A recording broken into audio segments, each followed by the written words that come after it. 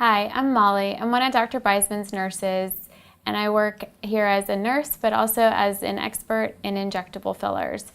This is Jana. She's going to be our patient today, and we're just going to talk through some of the options that we have available for soft tissue fillers that we can use in different parts of the face, which products we prefer to use in different areas, and Jana has been willing to work with us today. So when I do an assessment on a patient, I like to start kind of working from the top down. So typically, the eyes are an area where people find that that's one of the first areas that they notice that they're starting to see some signs of aging. So we often look at, there's a demarcation line that you can actually see. You can actually see where the lower eyelid meets the cheek. And normally in a youthful face, which Jana actually, she has a very nice transition through here. There's a really soft transition from the lower eyelid to the cheek. It's nice and smooth. There isn't any puffiness. There isn't a deep depression where there's actually some signs of volume loss there. But in some people where you've got this deep crease through here, which often catches a shadow, which triggers people to say, you know, I'm really bothered by my dark circles or the puffiness under my eye, you can actually use injectable fillers to shorten the distance between the lower eyelid and the cheek, which in Jana's case, she actually has a really nice transition there, so she wouldn't need anything there. But sometimes when you get deflation of this central fat, which there's actually fat pads all scattered out throughout this entire part of the face through here.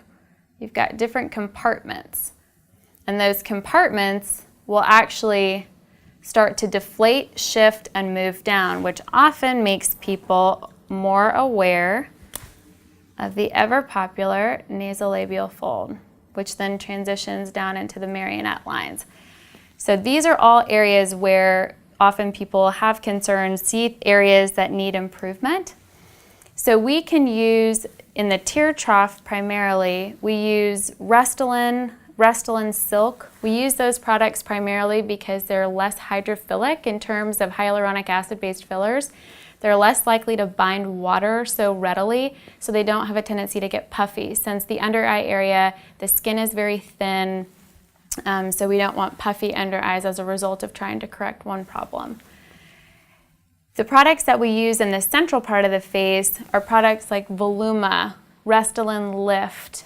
These products actually help to give a little bit of support, almost like little tent poles, to where you can actually reinflate these fat pads themselves, but you can also inject deep where you can actually get the tissue to lift up with the product up underneath it, which often gives a nice, soft, natural look, because you want to be deep enough to where you don't see the product. And when you're deep up against a bone, you don't see that.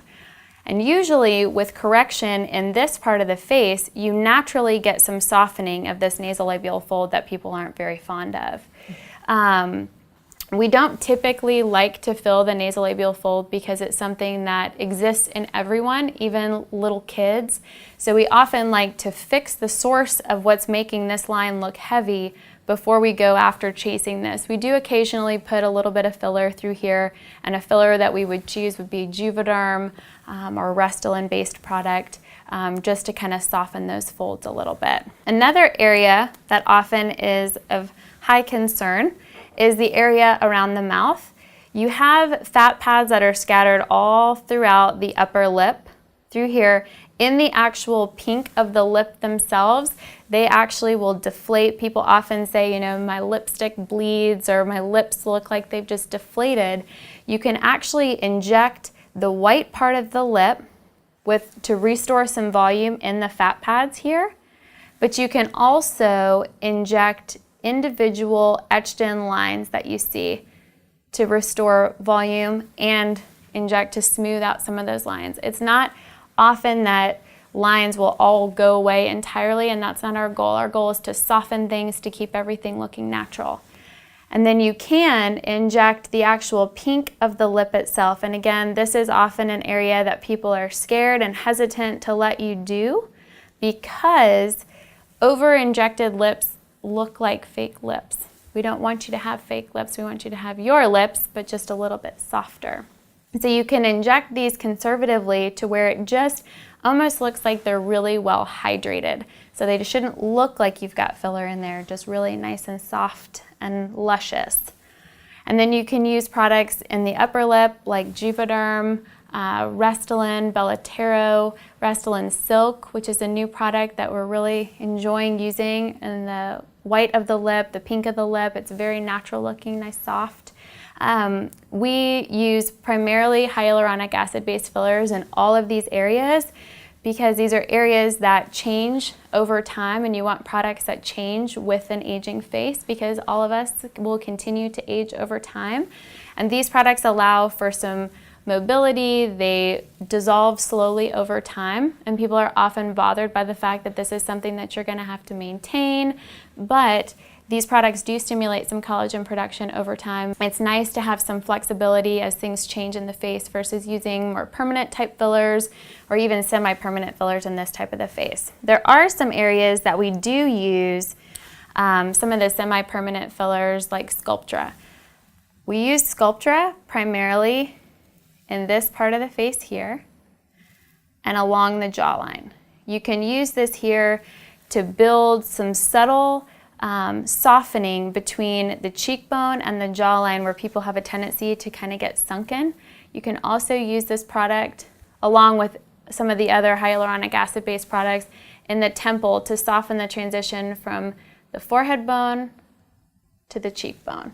So the goal is not to eliminate facial contours. There should be natural curvatures in the face. There should be a natural flow from concavity to convexity, all of that throughout the face. It shouldn't just be one big round face. We don't want that. We don't want you to lose those contours. We just want to soften them so they transition really nicely. And with Jana, there are certain areas where you can use products that she doesn't need. There's a fat pad that actually lives in this brow. So sometimes people who feel like their brows are falling down and not interested in having surgery, there's not a lot of options. You can actually inject hyaluronic acid-based fillers into that fat pad to actually get that to kind of bounce back up. You can also use hyaluronic acid-based fillers to help with the contours of the nose. Some people have little dips and depressions or little bumps or natural asymmetries in their nose. So you can actually use soft tissue fillers in the nose to help, with different angles, just to help to soften the nose. She doesn't need anything like that. You can also use products like Voluma or Perlane in the chin. Perlane is now Restylane Lift.